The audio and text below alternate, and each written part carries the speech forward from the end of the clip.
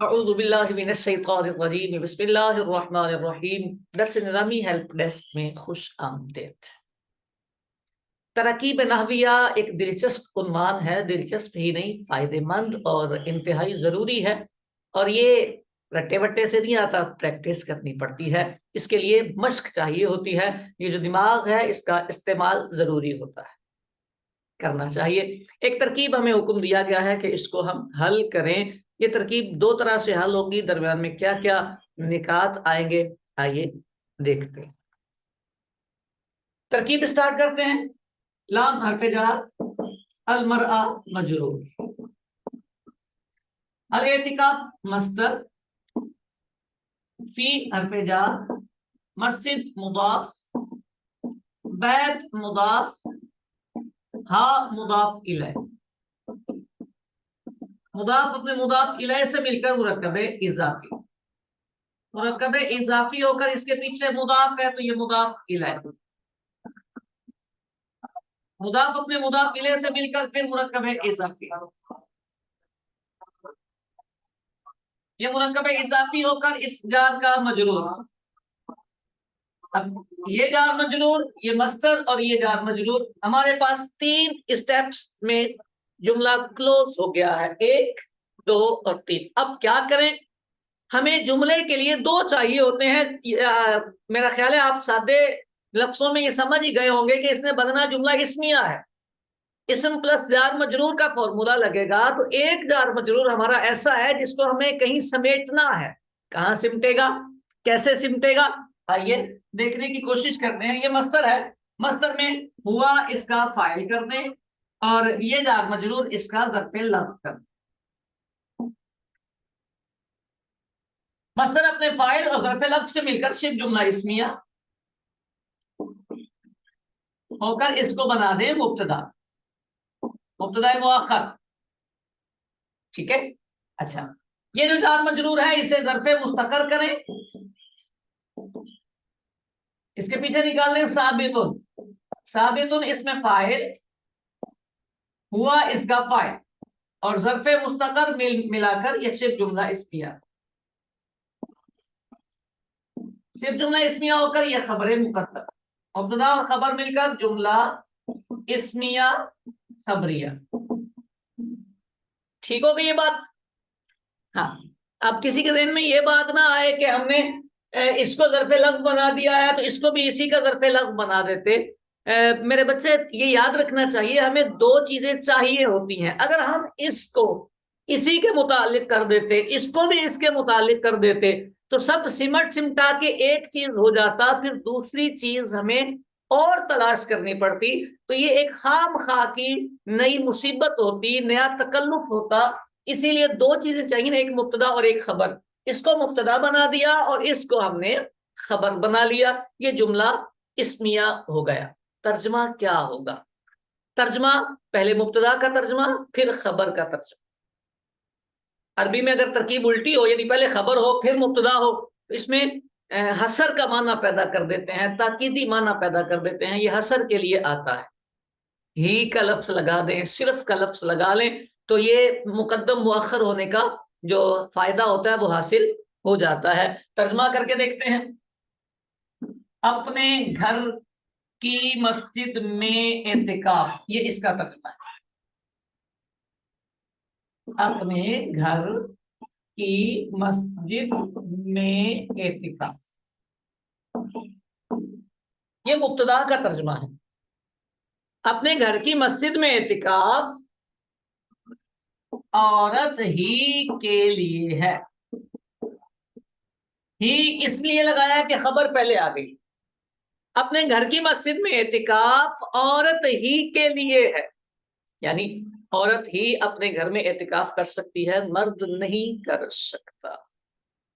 بات سمجھ آتی ہے؟ یہ ترکیب ہے، یہ اس کا ترجمہ کیا ہے ہم۔ امید ہے بات سمجھ آ گئی ہوگی۔ ایک اور ترکیب بھی ہوتی ہے اس کی، اس کے حساب سے ترجمے میں بھی تھوڑی سی تبدیلی آئے گی۔ وہ ترکیب کیا ہے؟ ہم یہاں سے تھوڑا سا تبدیل کرنے لگے،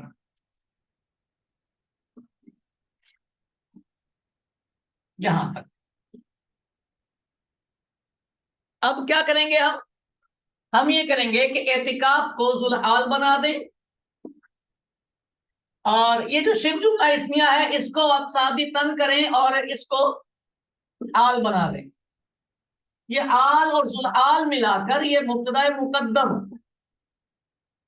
اچھا یہ والا جو جار مجرور ہے اس کو آپ کریں ظرف مستقر، یعنی ثابت ہوا اس کا فاعل، اس میں فاعل اپنے فاعل اور ظرف مستقر سے مل کر شبہ جملہ اسمیہ، شبہ جملہ اسمیہ ہو کر اس مبتدا کی خبر، مبتدا اور خبر مل کر جملہ اسمیہ، ہم نے خبر بدل دی، پہلے وہ خبر تھی اب یہ خبر ہے، پہلے وہ خبر تھی اب یہ خبر ہے۔ اب ترجمہ کیا بنے گا؟ ترجمہ یہ بنے گا، سب سے پہلی بات آپ یہ یاد رکھیں، یہ جو حال ذوالحال ہوتا ہے اس کے مختلف ترجمے کیے جاتے ہیں، حالانکہ کا ترجمہ بھی اس کا ہوتا ہے، اس حال میں کا ترجمہ بھی اس کا ہوتا ہے۔ ایک ترجمہ یہ ہوتا ہے کہ پہلے آپ حال کا ترجمہ کریں پھر ذوالحال کا ترجمہ کریں اور کسی لفظ کا آپ اضافہ نہ کریں۔ تو اگر میں پہلے اس کا ترجمہ کروں تو عورت کا اعتکاف، عورت کے لیے اعتکاف، عورت کا اعتکاف، عورت کا اعتکاف، یہ میں نے مبتدا کا ترجمہ کر دیا ہے، عورت کا اعتکاف یہی مبتدا تھا میرا، وہ میں نے ترجمہ کر دیا۔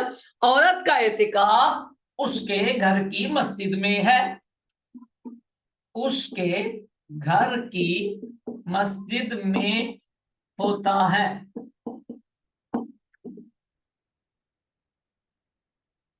اب اس کا یہ ترجمہ بنے گا، ترکیب یہ ہوگی۔ یہاں بعض بچوں کے دل میں یہ خیال آئے گا کہ جب یہ مصدر موجود ہے تو اس جار مجرور کو اس کے متعلق کیوں نہیں کیا؟ یہ کئی مقامات پر ہم اس کی وضاحت کر چکے ہیں کہ جار مجرور کس کے متعلق ہوگا، آپ جس کے کر رہے ہیں وہ اس کو قبول کرے گا کہ نہیں کرے گا، یہ ایک فن ہے، پریکٹس کرنی پڑتی ہے۔ دیکھیں تھوڑی سی میں توجہ دلاؤں گا، جب ہم نے اس جار مجرور کو اس کے متعلق کیا تو اعتکاف فی المسجد، مسجد میں اعتکاف کرنا، یہ بات ٹھیک ہے، مسجد میں ٹھہرنا، یعنی اعتکاف والا کام مسجد میں ہوا ہے، یہ تو ٹھیک ہے، اسی لیے اس کو اس کے متعلق کیا تھا تو بات ٹھیک رہ گئی تھی۔ لیکن یہاں اگر اس للمرأہ کو اعتکاف کے متعلق کریں گے تو یہاں بات کیا بنے گی؟ لام تملیک کے لیے ہوتا ہے، جیسے آپ کہیں نا کتاب لزید، تو اس کا مطلب ہوتا ہے زید کے لیے کتاب ہے، زید کے لیے کتاب ہے۔ لیکن اگر آپ اس مصدر کے متعلق اس کو کریں گے تو اس کا ترجمہ بنے گا عورت کے لیے اعتکاف کرنا، عورت کا اعتکاف کرنا نہیں، عورت اعتکاف کرنے والی نہیں ہے، اعتکاف کرنے والا کوئی اور ہوگا اور وہ خاتون کے لیے اعتکاف کر رہا ہوگا۔ الاعتکاف للمرأہ، عورت کے لیے اعتکاف کرنا، بات سمجھ آ رہی؟ یہ مطلب نہیں ہے، عورت کے لیے اعتکاف کرنا نہیں ہے، عورت کا اعتکاف کرنا ہے، یعنی اعتکاف اس حال میں کہ وہ عورت کا ہو، عورت اعتکاف کرنے والی ہو۔ اب آئیے بات سمجھ میں کہ یہ للمرأہ کو اعتکاف کے متعلق کیوں نہیں کیا، حالانکہ مصدر تھا، تو مصدر کے متعلق کرتے تو مضمون بدل جاتا، بات بدل جاتی، مقصود فوت ہو جاتا۔ مصنف عورت کے لیے اعتکاف نہیں کروانا چاہ رہے، عورت کا اعتکاف کروانا چاہ رہے ہیں، اسی لیے ہم نے اس کو اس کے متعلق نہیں کیا، ظرف لغو نہیں بنایا، ظرف مستقر کر کے ہم نے حال بنایا ہے۔ اگر اتنی بات آپ کو سمجھ آ گئی ہے، اب آپ ترجمے پہ غور کریں تو ترجمے میں آپ کو بڑی آسانی سے فرق نظر آئے گا۔ پہلے ترکیب کے مطابق جو ہم نے ترجمہ کیا اس میں پہلے مبتدا کا ترجمہ یہ تھا اپنے گھر کی مسجد میں اعتکاف عورت ہی کے لیے ہے، عورت کو ہی اس کی اجازت ہے، ٹھیک ہے، عورت کو ہی اس کی اجازت ہے۔ دوسرے ترکیب کے مطابق یہ بتایا جا رہا ہے کہ عورت کا اعتکاف اس کے گھر کی مسجد میں ہوتا ہے، تو دونوں خبریں الگ الگ ہیں۔ خبر یہ فرق رکھنا ہوتا ہے، بسا اوقات ظاہری لفظوں سے ایسا لگ رہا ہوتا ہے بات تو ایک ہی، لیکن بات ایک نہیں ہوتی۔ متکلم کا مقصد جو خبر ہے وہ خبر ہی رہنی چاہیے، یعنی اگر آپ زید کے بارے میں عالم ہونے کی خبر دے رہے ہیں تو آپ کو کہنا پڑے گا زید عالم ہے، یعنی آپ کے سامنے جو بندہ ہے آپ اس کو زید کے بارے میں بتانا چاہتے ہیں کہ وہ عالم ہے، تو آپ کو کہنا پڑے گا زید عالم۔ اور اگر آپ کے سامنے جو بندہ ہے آپ اس کو عالم صاحب کے بارے میں بتانا چاہتے ہیں کہ یہ عالم کون ہے، تو پھر آپ کہیں گے العالم زید۔ یہ جو علامہ صاحب ہیں یہ زید بھائی ہیں، بات سمجھ آ رہی ہے؟ تو خبر جہاں آپ بنائیں گے اسی کے مطابق مضمون بھی بنے گا۔ امید ہے کہ سبق دلچسپ رہا ہوگا، پسند آئے تو علم دین کی اشاعت سے اسے فارورڈ کیجئے، دیگر احباب تک پہنچائیے۔ اچھے تاثرات آتے ہیں تو دل جوئی بھی ہوتی ہے، حوصلہ افزائی بھی ہوتی ہے۔ اللہ کریم آباد و شاد رکھے۔ دیجئے اجازت، نئے کلپ کے ساتھ پھر حاضر خدمت۔